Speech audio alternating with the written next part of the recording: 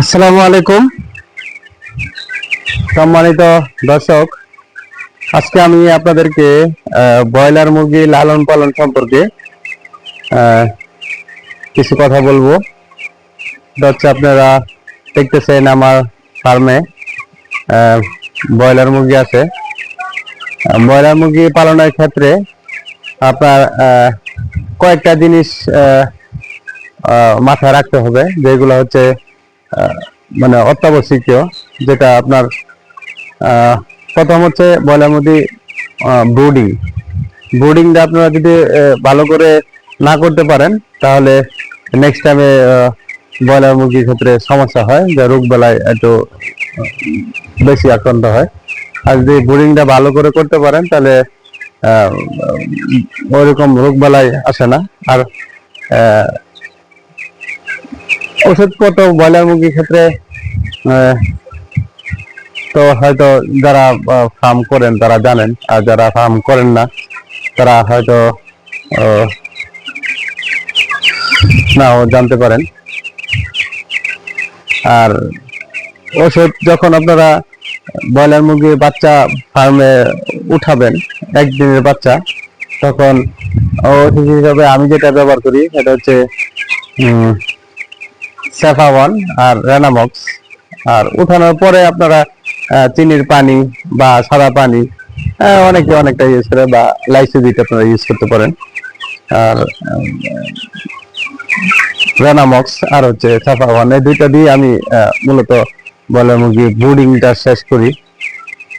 তারপর হচ্ছে বিভিন্ন ওষুধ আছে, এটা আপনারা ধাপে ধাপে এটা খাওয়াতে হয়। যেরকম আপনার থায়াবিন আছে, তারপর রেনামাইসিন, এইসব ওষুধগুলো ব্যবহার করতে হয় আস্তে আস্তে। তারপর পরে হচ্ছে আপনার প্রথম ধাপ হচ্ছে ব্রুডিং। দ্বিতীয় হচ্ছে আপনার মুরগির লিটার ব্যবস্থাপনা। আপনার যে লিটার ব্যবস্থাপনা, আপনার লিটার গুলা এই যে এদের কাছে লিটার গুলা যে দেখতেছেন, এই যে শুকনা, এরকম শুকনা থাকতে হবে লিটার, নাহলে মুরগির সমস্যা হতে পারে। আপনার লিটার যে কোনো মতেই না ভিজে যায়। আপনার যদি লিটার যদি ভিজে যায়, তাহলে মুরগির সমস্যা হয়। তাহলে প্রথম হচ্ছে যে আপনার লিটার নিচে লিটার গুলা এরকম জর্জরা থাকতে হবে। দেখতেছেন আমার পা দিয়ে নাড়াইতেছি, এরকম জর্জরা থাকতে হবে। এরকম জর্জরা লিটার যদি থাকে, তাহলে আপনার মুরগি ইনশাল্লাহ কোনো রোগ বালাই হবে না। আর যদি আপনার মুরগি লিটার ব্যবস্থাপনা যদি খারাপ হয়, তাহলে মুরগি মনে করবেন যে কোনো রোগ আপনার এই লিটার থেকে উৎপন্ন হয়। অতএব আপনারা লিটার প্রথম বোর্ডিং এর পরে লিটারটা আপনারা এটা সবসময় মাথায় রাখবেন। যদি ভিজে যায় বা এটা নষ্ট হয়ে যায় বা দুর্গন্ধ আসে, তাহলে মুরগি রোগ বেলায় ঠান্ডা লাগবে, তারপর আপনার আমাশা দেখা দিবে, তারপর আপনার এটার বিভিন্ন টাইপের সমস্যা দেখা দিবে, যেটা আপনারা গাম্বুরো, রানীক্ষেত, বিভিন্ন প্রকার ঠান্ডা থেকে আপনার রোগে উৎপত্তি হয়। আর আপনারা এইসব দিকে লক্ষ্য রাখবেন। যদি কেউ ব্রয়লার মুরগি ফার্ম করেন, তাহলে মূলত বোর্ডিং এর পরে আপনার হচ্ছে লিটার ব্যবস্থাপনা। আর যদি মাচায় পালেন, তাহলে পালতে পারেন। মাচায় যদি পালেন, তাহলে সেটা আরো ভালো হয়। তো মাচায় পারলে আবার নিচে যদি পরে থাকে, তাহলে দুর্গন্ধ সৃষ্টি হয়। তো যদি মাথায় পালেন, তাহলে লিটার যে চলে যায় ওরকম সিস্টেম করতে পারলে ভালো। আর যদি বেশিরভাগই পালা হয় এভাবে, আমি যেভাবে লালন পালন করতেছি, এই যে লিটার ব্যবস্থাপনা দিয়ে, তো এটা আপনার বেশিরভাগ মানুষের লালন পালন করে।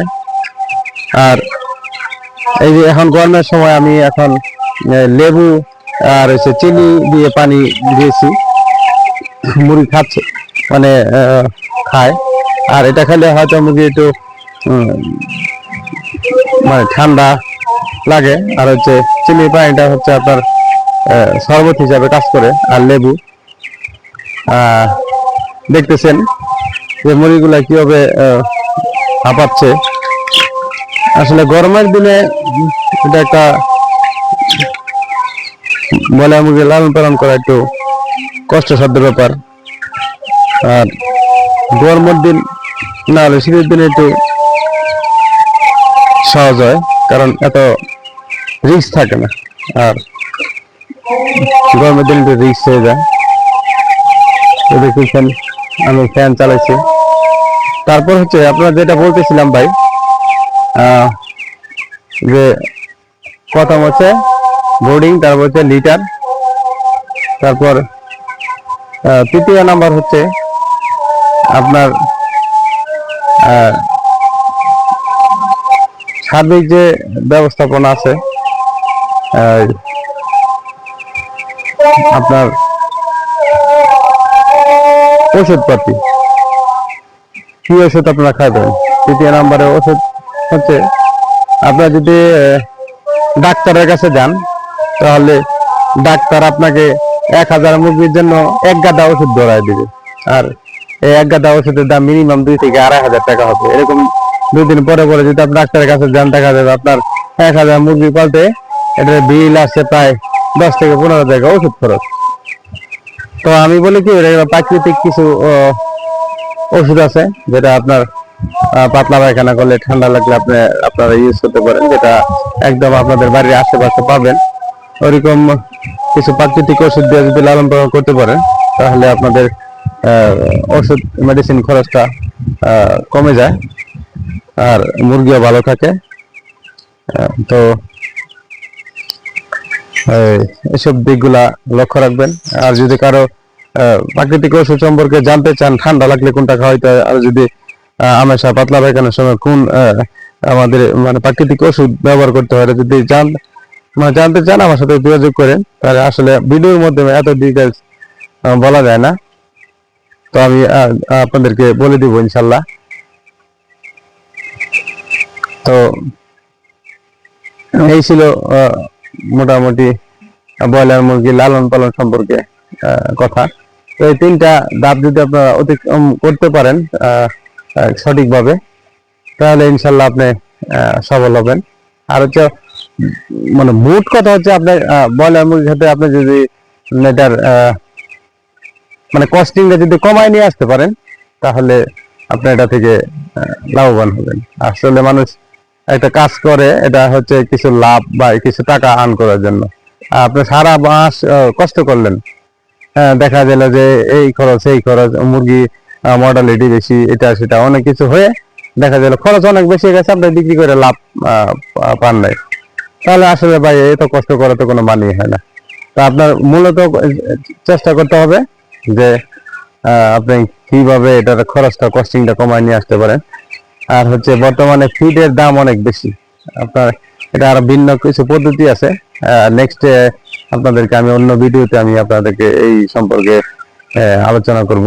আমি কিছু ফার্মেন্টেশন আছে, ফিড ফার্মেন্টেশন, এগুলো করে যদি খাওয়ান, তাহলে ইনশাল্লাহ খরচটা কমে আসবে। আর বাজারে মুরগির দাম যাই হোক, ওটা আপনার কোনো মাথা ব্যথা নেই। আপনি ওইটা কস্টিংটা কমায় নিয়ে আসতে পারলে আপনি সবসময় ব্রয়লার মুরগি পালন করবেন, ওদেরকে একটা ভালো একটা মুনাফা অর্জন করতে পারবেন। তো এই ছিল আজকে আমাদের সামনে কথা। তো দোয়া করবেন ভাই, আর আমার চ্যানেলটাকে সাবস্ক্রাইব করবেন, পাশে থাকবেন। সবাই ভালো থাকবেন। আসসালামু আলাইকুম।